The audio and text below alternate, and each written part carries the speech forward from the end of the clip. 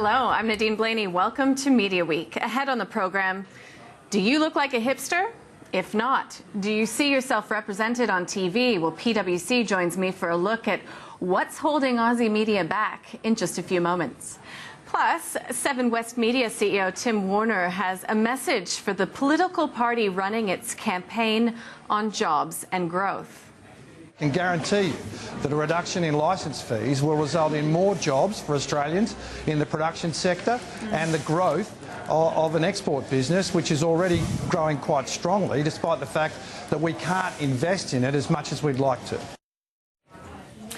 As I mentioned earlier, PwC's annual media and entertainment report always generates a few headlines across the very platforms it seeks to shed a light on. This year's really focused on diversity, or lack thereof, in Australian media. To take us through what form that's being manifested in and, well, why it's a problem in the first place is the author of the report, Megan Brownlow. Megan, welcome to the program. Thanks for joining us. Thanks, Nadine. Point blank, when we talk about diversity, are we talking about the faces we see on TV, the voices on radio, or is it an overarching approach to how the media approaches things? What kind of diversity are we talking about here? All of the above, including who works in the media. So the specific research that we did used geospatial economic modelling to actually determine who most epitomises someone who works in not just entertainment and media but also advertising.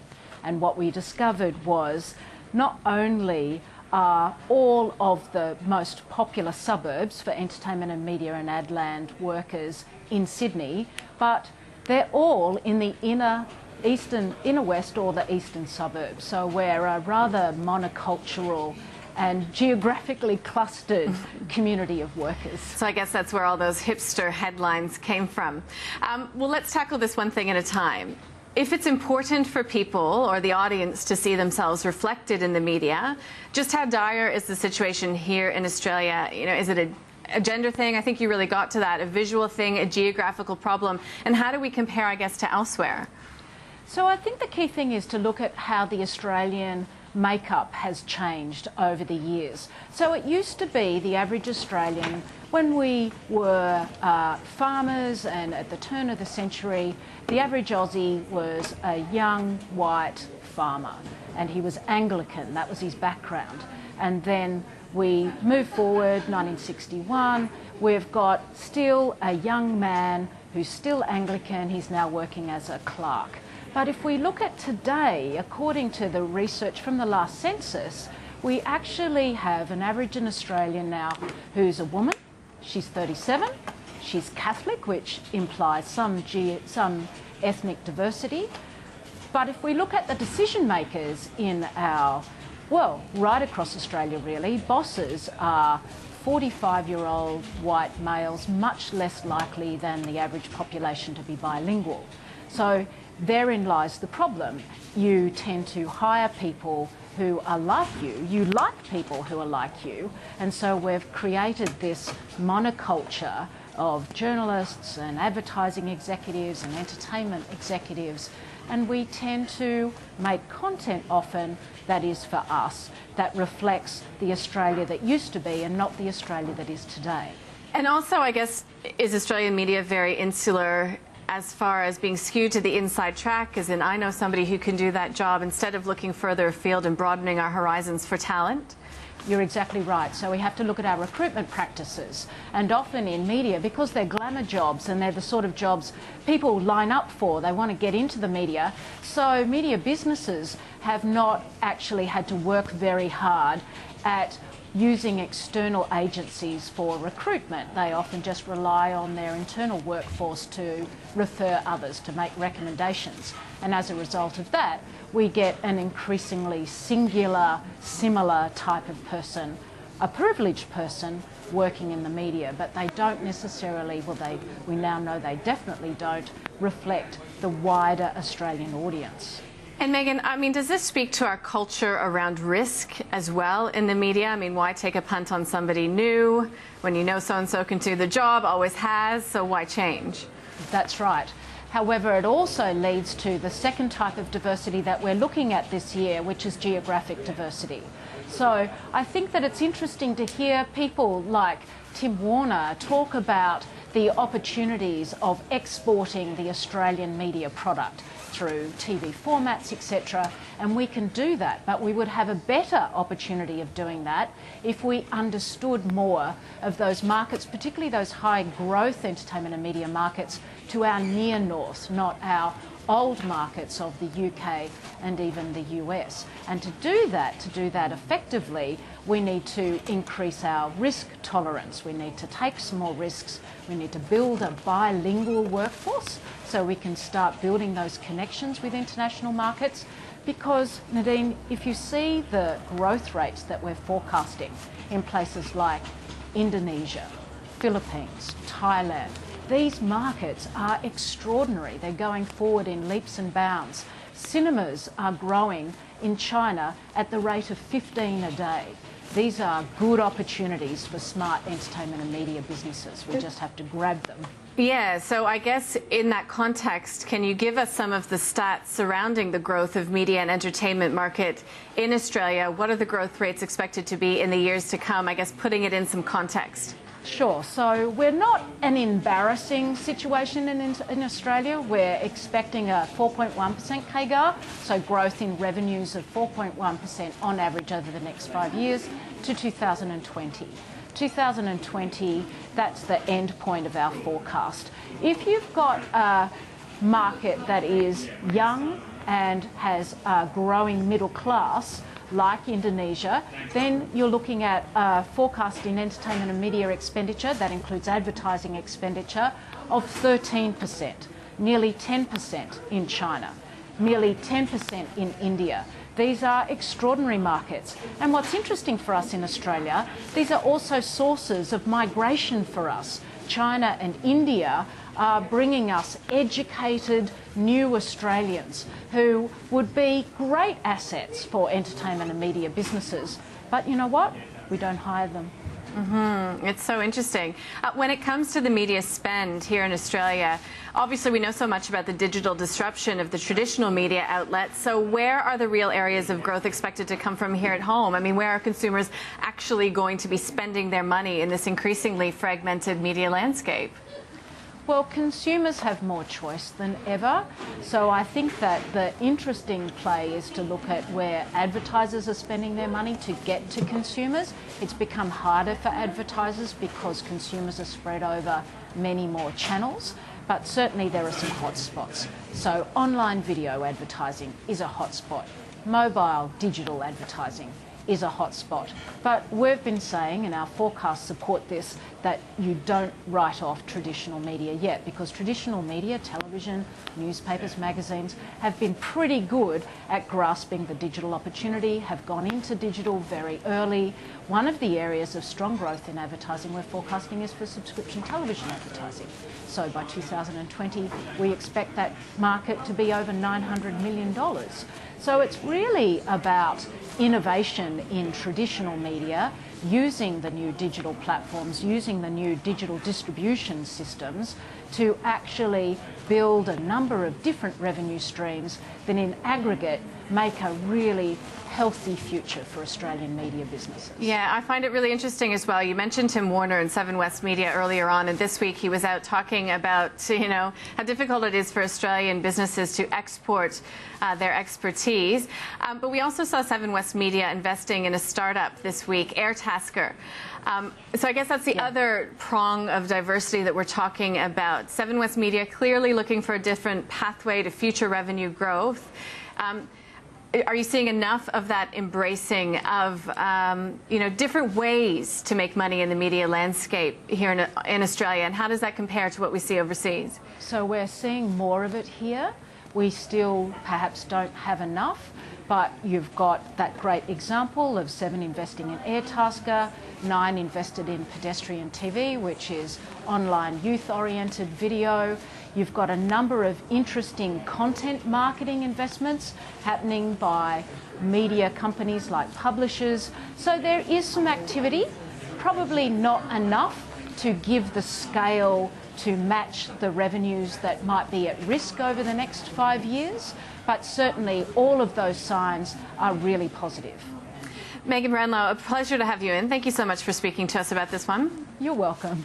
Megan's from PwC, and she's just published the Australian Entertainment and Media Outlook. We discuss it here every year, and it's always fascinating to the insights it gives into our industry. Well, picking up on one of those themes, and as we've mentioned, Seven West picking up that 15% stake in Airtasker, it's an online local services marketplace.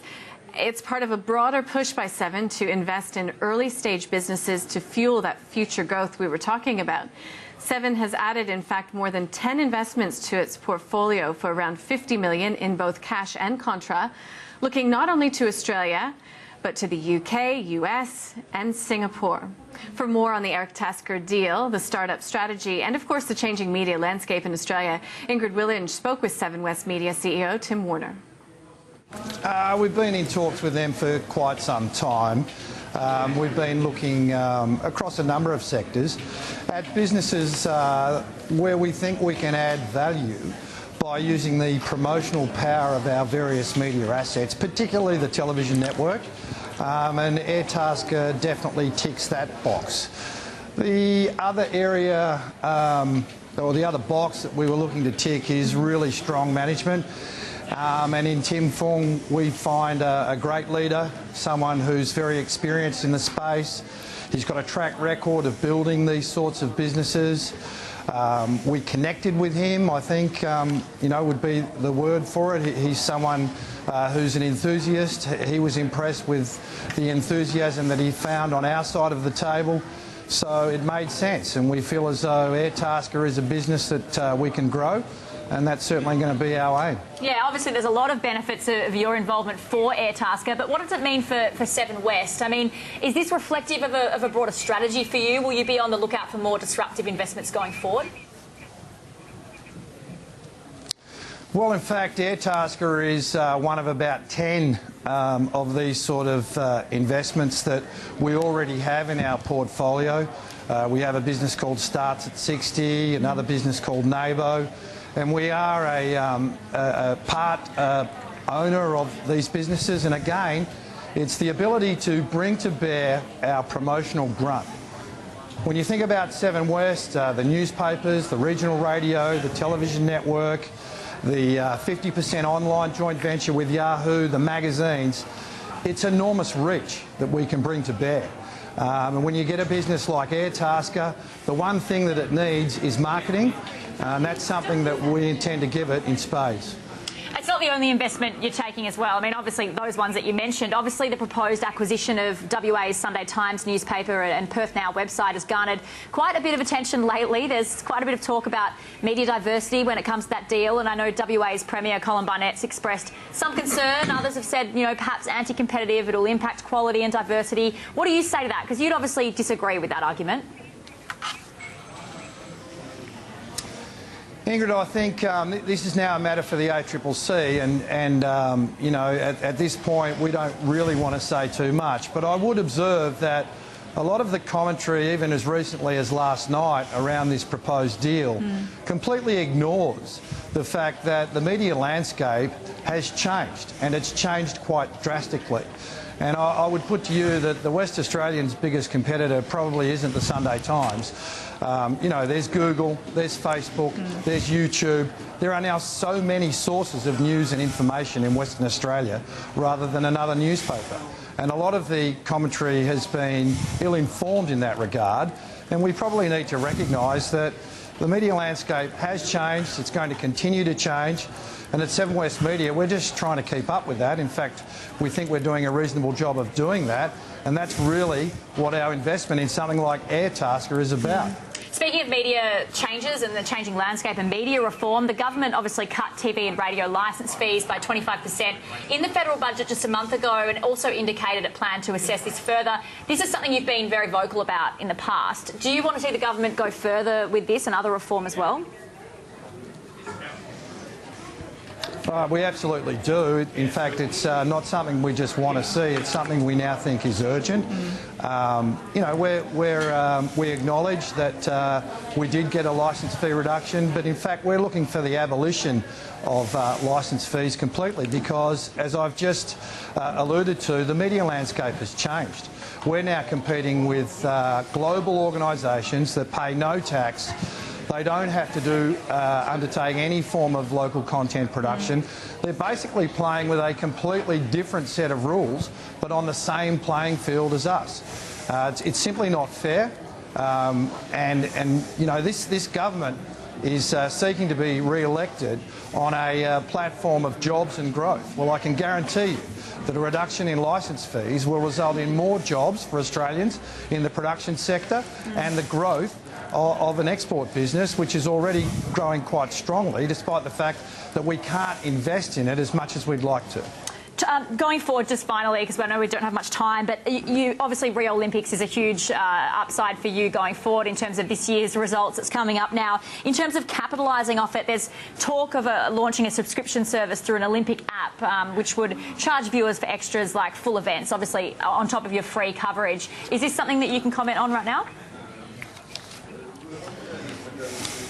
Well, I can definitely tell you that we intend to provide the Olympics across more platforms than we ever have previously, and certainly, you know, after looking at a number of proposals for subscription services, we've decided that we're going to do that ourselves. You will be able to watch whatever sport you want to watch from the Olympics in Rio across 43 different streams. Some of those you're going to have to pay for. A lot of it's going to be free. Certainly the Olympics will be live and free across at least 3 channels, and on some of it you will have to pay for, but most of it will be free. Seven West Media's CEO Tim Warner there. Well, back to the Airtasker deal for just a moment as we check in with Evan Lucas at IG to find out how the market is rating Seven's strategy. Market's really starting to take note of what Seven West is trying to do in terms of turning itself into what is really a multimedia platform. It's similar in a reverse idea to what you're seeing from Telstra. We saw another high, a 52-week high in fact, at $1.10 on Seven West Media on the back of what they're currently doing, and the tie-up with Airtasker is clearly part of that strategy. They are trying to diversify away from their traditional print and obviously screen media into other areas, and clearly the domain sort of idea and strategy is where they're heading forward. It's why they've now made up to 10 different investments in startup companies that have the ability to have expertise put into them, but also to have actual content drilled into them as well. And that clearly is the tie over that Seven sees in this, and it is why probably the market is now starting to sit up and they really have a look at where Seven is heading, and that is clearly around that multimedia stream. So far, the market is actually obviously clearly telling you that they actually really believe it's actually the right strategy to go ahead. And the more and more we see this, it will be very interesting to see if any of the 10 so far, and obviously the market is also expecting there'll be more in the future, actually come to full fruition and be another domain inside that Fairfax portfolio. So it certainly hasn't been sort of skirted off by the market. They're certainly not scared by being tapped on the shoulder for possible cash. At this point in the cycle, it doesn't look like they'll do that anyway, but it is certainly being recognised as probably the future of becoming Fairfax from a print and media place to a multimedia national channel. Well, we have to take a short break. When we return, New Zealand pay TV operator Sky looks to hook up with Vodafone. Perhaps it's a sign of things to come. Back in a moment.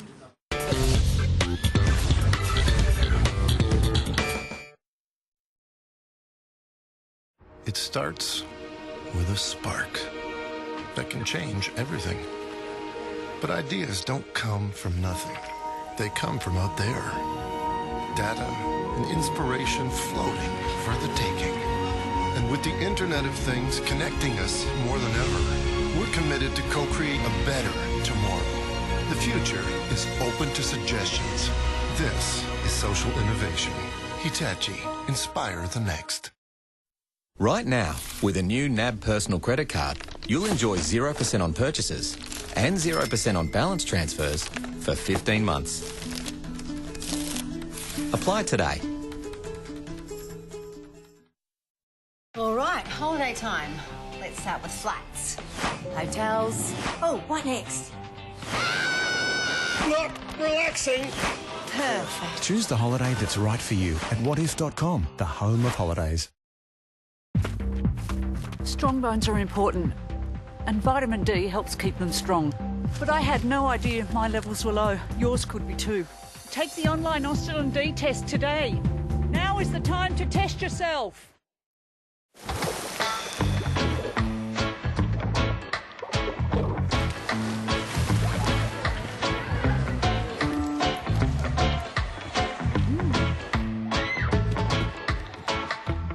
Just because it's cold out doesn't mean you should stay in. Plan your perfect escape at AccorHotels.com and you'll enjoy free breakfast and $25 off each night at over 100 hotels and resorts across Australia. Book now at AccorHotels.com and break your winter routine. Every young Australian needs a good start. It's my first job and yeah, I love it. I wake up with a smile each morning. Mum was really happy when I got the job. Over the moon. To be a role model for my children. Hopefully one day I can be a store manager. I was like, my first paycheck. I'll try hard for them because they gave me the opportunity. Every day. Another Australian. It's a great start at Woolworths. I love working there. Whoa, man. Whenever news breaks, we're following every move the leaders make. Australians can do anything. When it's all happening, we're live. It's a game changer. For breaking election news, the people you know, Mr. Spears, the programs that set the agenda. Your network got the exclusive. You heard it here first. Opinions that count. I'll tell you what's really going on. For unrivaled multi-channel coverage of election 2016. Sky News. Sky News. Is Sky rolling in? Keep watching Sky, everybody. You can rely on Sky News, Australia's election channel. Regarded as one of the most significant and celebrated champions of the 20th century. Always inspiring, often controversial, never lost for words, and never backing down from what he believed in. The world remembers and honours the man who was the greatest. From 4 a.m. Saturday, a special Sky News presentation on Channel 606, the memorial service for Muhammad Ali. Complete and uninterrupted.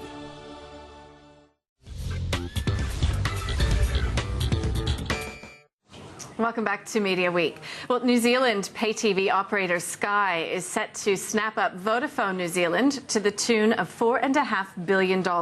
This as it tries to combat the crunch from competition in online streaming services. The proposed deal will see Sky pay $1.25 billion in New Zealand dollars in cash and issue new shares that will give Vodafone a 51% stake in the new entity. Sky's board fully supports the transaction and has unanimously recommended shareholders vote in favour of the deal. Sky's shares have dropped 28% on the New Zealand Stock Exchange in the past year as it battles falling subscriber numbers amid competition from online streaming services. Steve Johnson from Forger Funds says that this deal could be a sign of things to come. It's a global trend, really. A lot of these cable TV companies that are sitting there losing subscribers to pay-per-view type services like Netflix, or streaming services, sorry, like Netflix, and starting to say, well, we've got this infrastructure, what can we do with it? And selling broadband is one big part of it. And we actually own a regional cable company in the US that is getting a lot more margin out of selling high-speed broadband than they ever made out of selling television. So interesting convergence there. I just think a lot of these companies are going to start looking at their infrastructure and saying, okay, we can't profitably deliver subscription TV services anymore, but we've got this cable in the ground that's worth a lot of money to sell people internet access. So I need to have a look at the details, but big news and interesting news. Steve Johnson from Forger Funds there. And just running you through some of the other news from the TV space. And Love Child, the periodic drama series produced by Playmaker, is returning to 9 on June the 20th. Julie Ward and her production company Zigzag TV has been signed by the Australian Recording Industry Association to produce this year's ARIA Awards 30th anniversary. Julie Ward is a director of entertainment with Shine Australia, working alongside Mark Fennessy, who was recently appointed as creative director for the 30th anniversary. Wynne has appointed Chris Woodsworth to be Queensland News Director, with the company's GM saying the appointment is, quote, pivotal. Rod Prosser has been appointed TEN Director of Revenue and Client Partnership, which includes the partnership with MCN. And the latest multi-screen report has found that Australians have an average of 6.4 screens per home, the majority of which are internet capable. And more than 86% of Australians are watching broadcast TV, which is actually down 2% compared with the first quarter in 2015. The multi-screen report, by the way, is produced by Regional TAM, OzTAM and Nelson. Let's look at the ratings then for week 23. This is free to air and the top 10 state of origin. You can see what's dominating here. First and second place. Now 7 News on Sunday and The Voice also scoring big with House Rules Reveal also doing well for 7. On the next page and 9 News on Sunday again in number 6. The Voice from Monday on 9. MasterChef for 10 rating here twice in the top 10, in fact, in week 23. Taking a look at the subscription TV ratings for week 23, first up, sport and AFL dominating with NRL coming in at 4th place and taking out 5th and 6th spots as well. So this is the top 5 non-sport now on subscription television. Game of Thrones, no big surprise there. We're seeing Wentworth doing well for Soho, and a movie premiere, Ted 2, also doing well. Doc McStuffins, I can say my daughter probably helped push that to number 5, and those numbers are coming from OzTAM. That's all we have time for from the team here. Thanks for your company.